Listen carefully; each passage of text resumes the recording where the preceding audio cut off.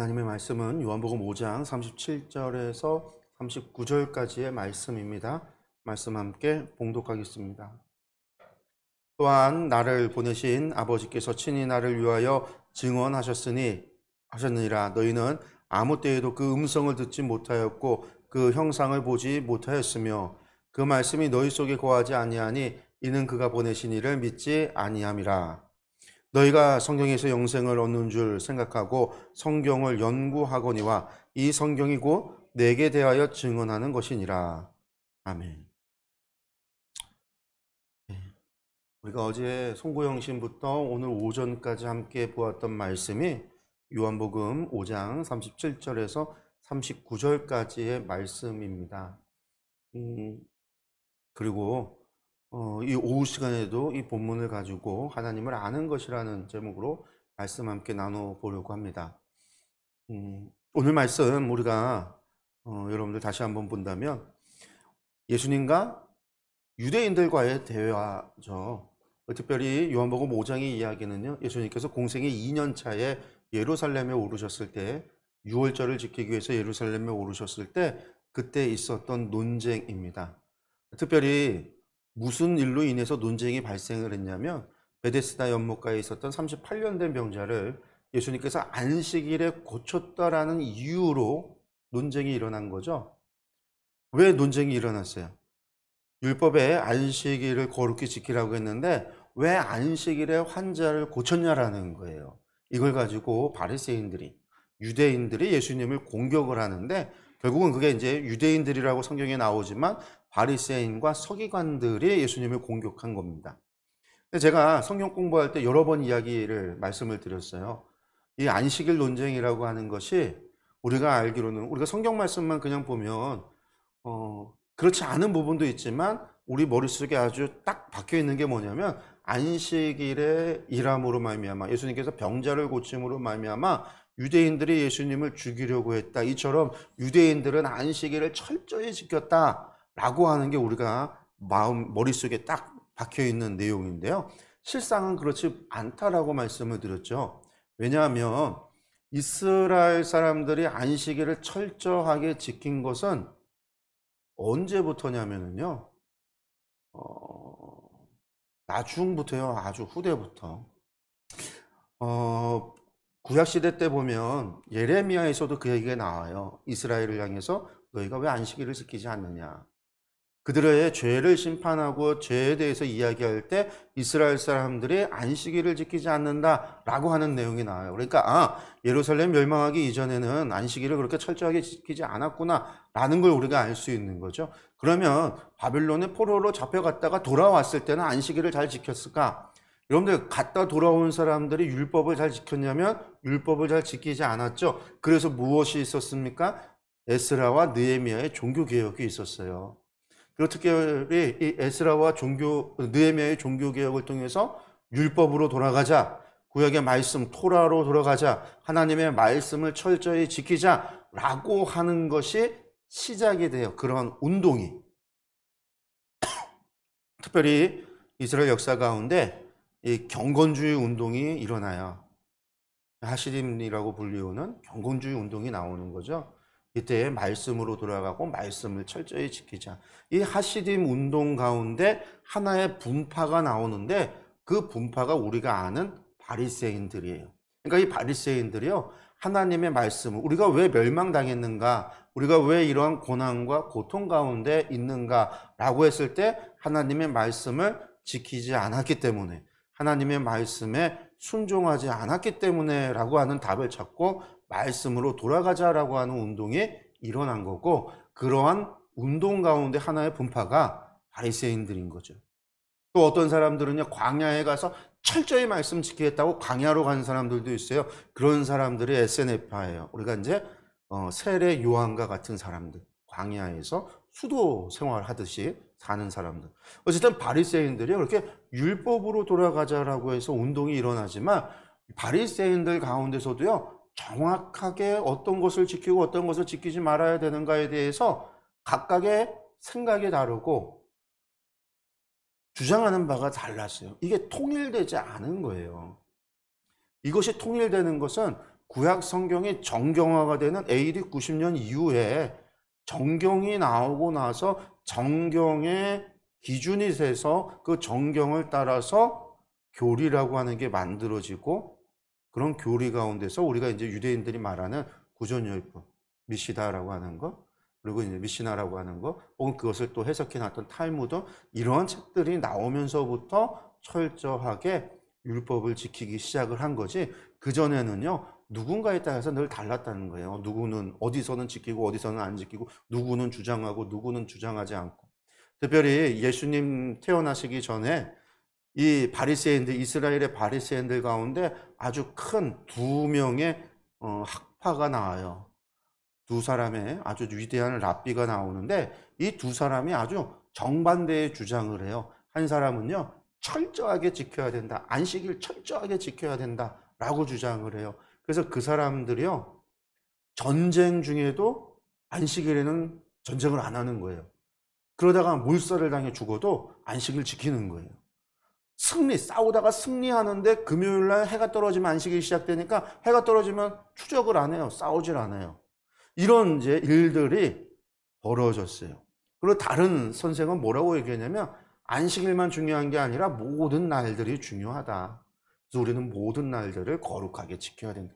안식일이 특별한 게 아니라 우리는 모든 날을 하나님을 예배하고 하나님의 말씀을 순종하고 살아가야 된다라고 해서 조금 아주 열려있는 그렇게 이 해석을 내놓죠. 이 두 가지가, 안식일에 대해서 두 가지 주장이 예수님 당시에 컸어요. 물론 나중에 예루살렘이 멸망당하는 70년에 멸망하기 직전까지는 철저히 지켜야 된다라고 하는 사람들의 목소리가 커졌어요. 이 사람들이 대부분이 열심당원이었거든요. 그들이 유대 전쟁을 일으키고 주도했었던 세력이었는데, 그들이 다 실패하고 전쟁에서 죽임을 당하고 나서는 모든 날들이 다 중요하다라고 하는 것이, 그러한 해석이, 율법을 해석하는 방법이 이제 대중적이 되는 거죠. 그게 이제 오늘날 우리가 가지고 있는 유대인들의 미시나나 탈무드의 이야기들이에요.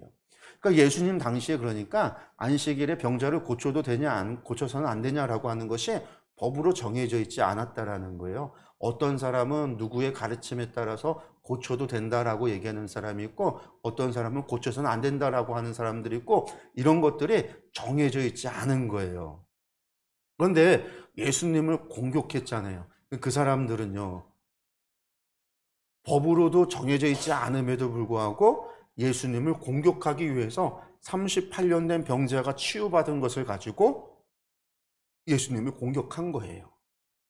거기서 예수님이 얘기한 무엇이겠어요? 안식일의 주인이 누구예요? 사람이 안식일의 주인이지, 이 안식일법을 가지고 사람을 죽이려고 하는 바리새인들을 책망하는 거죠. 그러면서 이 38년 된 병자를 고쳤던 권한이, 너희가 어떤 권한으로, 어떤 권위로서 네가 하나님께서 안식일을 지키라고 하셨는데 네가 병자를 고쳤느냐? 그랬더니 예수님께서 하신 말씀이, 나는 아버지의 권한을 가지고 내가 고쳤다라는 거죠. 내가 하나님의 아들이다라는 것, 이야기예요. 그것 때문에 이 사람들이, 유대인들이 열을 받아서 화가 나서 예수님을 공격해요. 네가 어떻게 사람이 하나님의 아들이라고 할 수 있느냐? 라고 해서 안식일 논쟁이 하나님의 아들 논쟁으로 커져서 오늘 읽은 본문의 말씀으로 이어지는 거예요. 그때 예수님의 말씀이 그거죠. 모세의 글을 너희가 모른다. 모세 오경도 모른다. 그 얘기는 뭘까요? 안식일 논쟁에, 안식일을 하나님께서 우리에게 허락하신 이유가 무엇인지를 너희가 율법을 그렇게 공부하고 율법을 그렇게 읽고 그렇게 낭독하고 그렇게 암송하면서도 하나님의 뜻을, 하나님의 마음을 전혀 모른다. 그게 모세오경을, 성경을 모른다라는 이야기였고, 그 다음에 너희 안에 하나님을 사랑하는 것이 없다라는 이야기를 하세요. 하나님 사랑함이 없다라는 얘기는요, 그들이 그렇게 하나님의 말씀을 공부하고 말씀을 지키고 말씀을 통해서, 율법의 핵심이 뭐예요? 쉐마, 너희가 마음을 다하고 뜻을 다하고 정성을 다하고 힘을 다해서 여호와 하나님을 사랑하라. 그 말씀 그대로 우리가 하나님 사랑한다라고 이야기하는 그들에게 너희는 하나님 사랑하지도 않는다라는 거예요.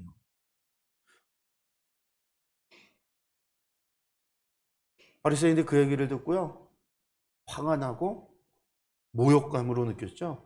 그래서 예수님을 죽이려고 합니다. 그래서 예수님께서 예루살렘을 떠나서 갈릴리로 돌아가세요. 그 이야기가 5장의 이야기예요. 그럼 여기에서 이스라엘 사람을, 유대인들을 향해서, 특별히 바리새인과 서기관과 같은 그런 종교 지도자들을 향해서 너희가 말씀도 모른다라는 의미는 무엇이라고요? 하나님 말씀에 담겨있는 하나님의 뜻을 모른다, 하나님의 마음을 모른다라는 얘기. 너희가 하나님을 사랑하지 않는다라는 얘기는요, 너희가 하나님을 향해서 궁구하고 하나님과의 깊은 교제를 누리지 않고 하나님을 만나려고 하나님께로 목적을 두지 않는다라는 이야기예요. 그게 오늘 말씀 속에서 나타나는 거죠. 그래서 우리가 어제 오늘 이틀에 걸쳐서 살펴봤지만 그러한 바리새인들과 이 서기관을 향해서 예수님께서 그들을 뭐라고 표현하냐면 너희는 그 음성을 듣지 못했고 그 형상을 보지 못했고 그 말씀을 마음에 담아두지 못했다라는 거죠. 세 가지. 말씀이 너희 속에 거하지 못한다, 않는다라는 거. 근데 사실 이 세 가지 이야기에는요, 그 이야기가 다 담겨 있어요. 하나님의 음성을 듣기 위해서는 어떻게 해야 되는가? 하나님의 음성이 무엇인지를 알아야 된다는 거죠. 제가 어제 성공영신 예배 때 말씀을 드린 거였어요. 하나님의 음성을 듣기 위해서는 먼저 하나님의 음성이 어떤 소리를 가지고 있는지 그걸 알아야지만 알아들을 수 있다는 거죠. 예수님께서 하나님이 우리에게 말씀하시는데 그 말씀하시는 목소리를 내가 몰라요. 그러면 하나님이 아무리 외쳐도 내가 모를 수 있다는 거예요. 왜 그러냐? 하나님께서 우리에게 말씀하시는 방법이 특별히 어떻게 말씀하시는가? 특별히 우리 가운데 성령님이 계셔서 성령님이 우리에게 생각 가운데 말씀하시는데 그 생각을 통해서 주시는 말씀엔 세 가지가 우리의 생각으로 들려오는 음성이 세 가지가 있기 때문이라고 그랬어요. 하나는 나의 생각, 하나는 사단이 주는 생각, 하나는 성령님이 주는 생각. 하나님도 우리에게 말씀을 주시고요. 사단도 우리에게 생각을 집어넣고요. 나도 나에게 생각을 줘요. 여러분들 이 생각이라는 게 그런 거예요. 여러분들 자세히 한번 생각해 보세요. 어떻게 생각을 해보면요. 제 머릿속에서 누군가가 이야기하는 게 생각이잖아요.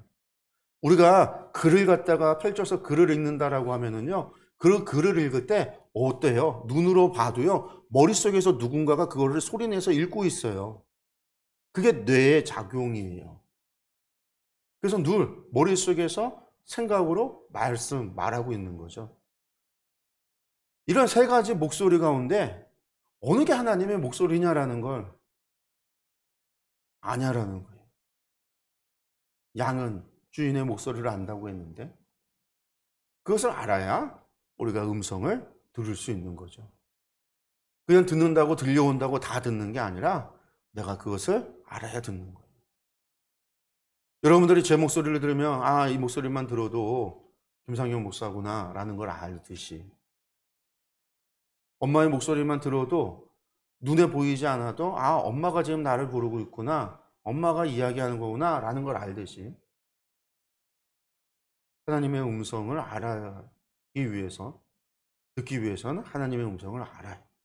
하나님의 음성이 어떤 방식으로 들리는지, 어떤 목소리로, 어떤 톤으로, 어떤 말투로 어떻게 이야기하는지를 알아야지 되는 거죠.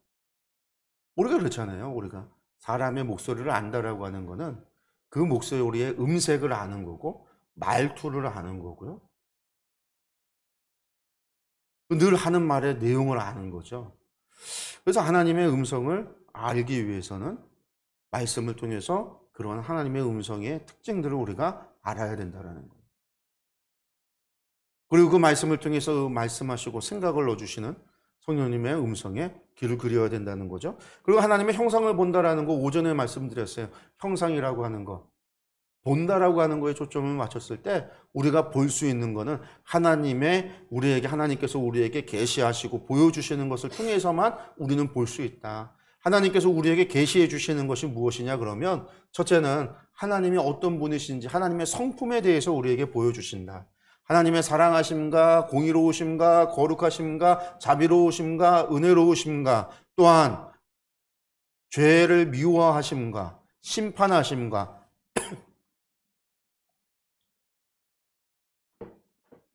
그러한 하나님의 성품이 계시되어져 나온다는 거죠. 말씀 속에서. 이건 제가 수요일 날 저희 성역 공부할 때마다 하는 거잖아요. 말씀을 읽으면 거기에서 본문에 나타나는 하나님의 성품이 어떤 것들이냐.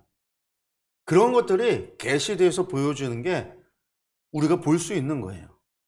두 번째는 하나님은 그러한 성품만 보여주시는 게 아니라 하나님께서는 이 땅에 갖고 계신 하나님의 목적도 보여주세요.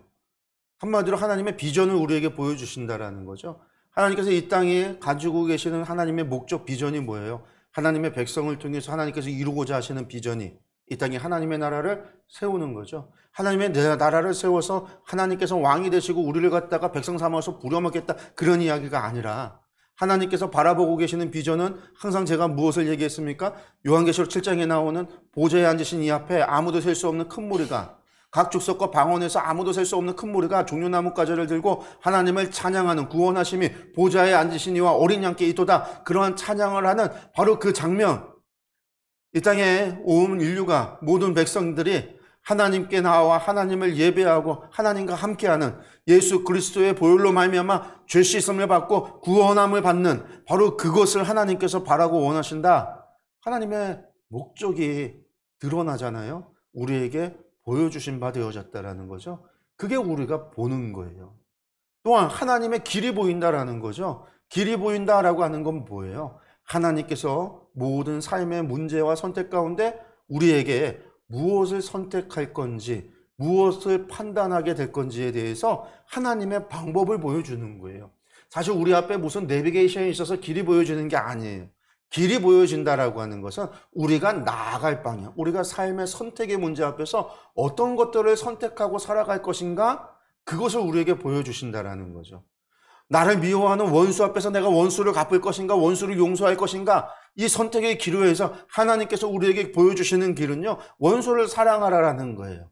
내가 직장을 얻는데 직장을 얻는 것에 있어서 하나님의 신앙의 생활을 할 수 있는 것과 하지 못하는 문제 앞에서 무엇을 선택할 것인가, 길을 보여주신다라는 것은요, 나의 신앙 생활을 유지하면서 하나님 이 세상에서 일을 하면서 살아갈 것을 선택하도록 하는 거예요. 내가 공부를 하는데 공부를 해서 그저 내가 좋은 학교에 가서 좋은 직장에 얻고, 그래서 이 땅에서 좋은 그런 집에서 좋은 차를 몰고 그렇게 살아가는 게 우리의 삶의 목표가 아니라, 아이들에게 하나님께서 그 아이들에게 주시는 비전을 통해서 어떻게 하면 하나님과 함께하고 하나님께 영광을 돌릴 수 있는 삶을 살아갈 것인가, 내가 학교를 선택함에 있어서도 그것을 위해서 내가 어떤 과를 갈 것인가 라고 하는 등등의 선택의 문제 앞에서 우리가 무엇을 선택할 수 있는가를 알려주는 거죠. 그게 하나님의 말씀 속에서, 계시를 통해서. 그래서 하나님의 형상을 본다라고 하는 것은요, 하나님의 모양을 보는 게 아니라, 어떤 우상의 형태를 보는 것이 아니라 하나님께서 계시해 주시는 것들을 보는 거예요. 그 모든 게 하나님. 그걸 통해서 우리가 하나님을 알 수 있단 말이죠. 하나님을 알 수 있다라는 거예요.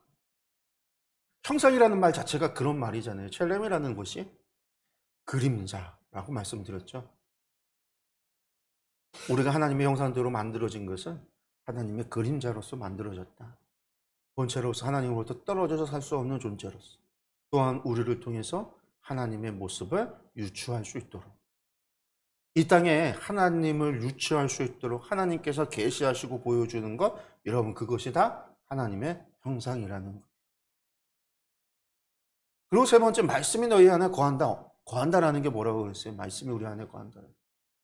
말씀을 그저 공부해서 몇 번 읽었다가 중요한 게 아니라, 내가 성경을 필사를 했다라고 하는 것이 중요한 게 아니라, 내가 성경 공부 과정을 마쳤다. 하마을 성경학교를 해서 내가 성경을 창세기부터 계시록까지 다 공부했다. 여러분들 이게 중요한 게 아니라, 왜? 바리새인들은요 훨씬 더 많이 공부했어요. 바리새인들은요 성경을 평생 공부해요. 평생 암송해요. 지금도 유대인들 가운데 이스라엘을 가면은요, 시커먼 까만 모자 쓰고 까만 옷을 입고 다니는 사람들이 있어요. 화려한 그냥 평상복 같은 이런 옷을 입는 게 아니라 항상 까만 모자에 까만 옷을 입고요, 성경책을 들고 다니는 사람들이 이스라엘에 가면 있어요. 이 기민 머리도 자르지 않아서 이렇게 따갖고 내려오는 거, 이렇게 이걸 하고 있는 사람도 있고, 테필림이라고 해서 관을 쓰고, 우리가 쉐마 그것이 담겨있는 관을 쓰고 다니는 사람도 있고요, 가죽끈을 묶고 있는 사람도 있고요. 가면은요 그런 사람들이 너무 많이 봐요. 저도 예전에 성지순례 갈 때, 어, 이스라엘에 가려면 모스크바를 경유해서 갔거든요. 근데 모스크바에서 경유할 때 모스크바 공항에 내리자마자 거기에 수십 명의 유대인들이 그렇게 까만 복장하고 있는 사람들이 있어요. 거기서부터. 이 사람들이 이스라엘에 들어가려고, 비행기 타고 들어가려고 어디에 이제 다른 곳에 갔다 돌아가는 사람들인데 처음 봤어요. 그리고 이제 이스라엘 갔더니 그런 사람들이 많은 거예요. 근데 그 사람들이 누구냐면요. 한마디로 말해서 예수님 당시에 바리새인들과 같은 사람들이. 그 사람들은 직업이 종교인이에요. 저도 뭐 직업이 종교인으로 되어 있죠. 목사라고 하는 게 종교인인데 저하고 달라요. 그 사람들은요. 뭐 교회를 담임하고 있는 이런 게 아니라 그저 그 사람들이 하는 일이 뭐냐면 성경을 읽고 성경을 암송하고 매일 기도하는, 매일 말씀 보고 기도하고 암송하고 말씀을 철저히 지키고 하는 바리새인들과 같이 그렇게 지키고 살아가는 거예요. 그럼 먹고 사는 건 어떻게 사는가? 나라에서 월급을 줘요. 이 사람들이 무슨 목회를 하거나 무슨 담당하는 교회가 있거나 그런 게 아니라 그냥 그 사람들은요, 일평생을 죽는 순간까지 말씀을 공부하는 사람들이, 월급은 나라에서 주는, 이스라엘 사람들이 바치는 세금을 통해서 이들에게 월급이 주어지고 그 사람들이 하는 일은 오로지 하나님을 예배하는 일만 하는 거예요. 말씀을 공부하고 암송하는 거, 기도하는 일만 하는 거예요.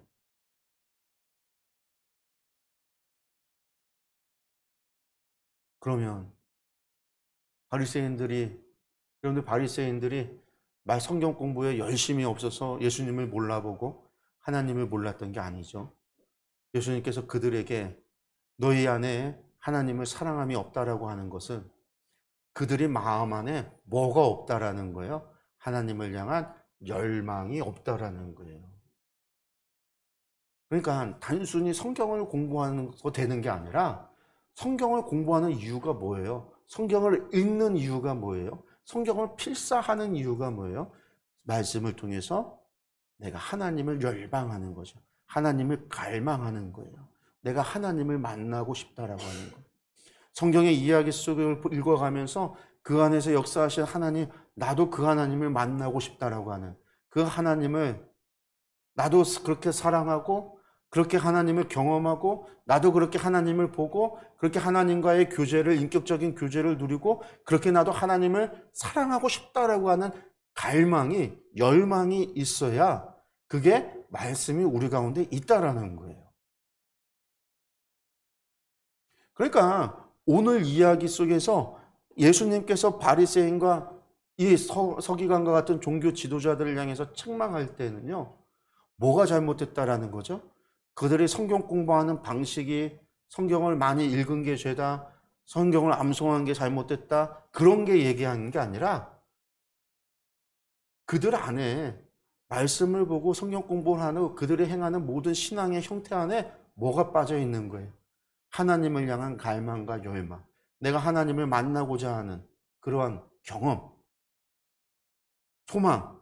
그래서 하나님을 내가 만나고 하나님의 뜻을 궁구하고 하나님의 뜻 가운데 거할 때 하나님의 말씀에 약속을 붙잡고 순종하면서 하나님께서 이루시는 하나님의 놀라운 구원의 역사들을 경험하면서 하나님과 나와의 인격적인 교제가 이루어지는 것들에 대한 갈망이 없다라는 거예요.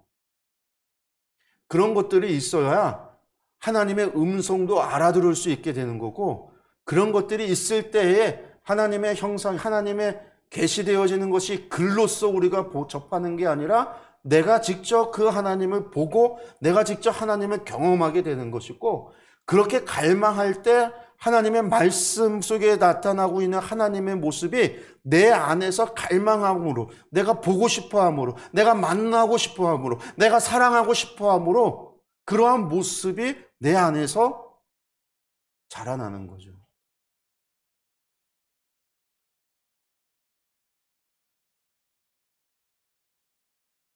근데 그런 것이 없다라는 거예요. 여러분들 하나님을 아는 것이라는 게, 제가 오늘 제목으로 하나님을 아는 것이라고 했는데, 하나님을 안다라고 하는 것은, 우리가 안다라고 하는 것은요, 우리가 신앙으로서 안다라고 하는 것은 결코 지식으로 아는 것을 얘기하는 게 아니라 그 지식이 하나님을 우리가 만나고 경험해야 된다라는 거예요.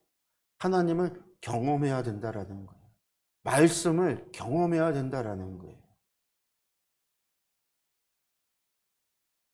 그러기 위해서 우리가 하나님을 갈망해야 되고요. 하나님 만나기를 소망해야 되고요. 하나님의 음성 듣기를 궁구해 갈망해야 되는 거예요. 하나님께서 살아서 역사하시고 계심을 나의 삶 속에서 체험하기를 원해야 돼요. 그 체험하기 위해서 어떻게 해야 되는가? 내가 하나님께서 역사하여 주신다고, 일해 주신다라고 말씀하셨던 그 모든 약속들을 붙잡고, 그런데 그 말씀에 우리가 순종해 나가는 것에서부터 시작하는 거죠. 이를 통해서 하나님께서 나의 삶 속에서 역사하심을 보게 될 때 우리가 하나님을 경험하고 체험하는 거예요.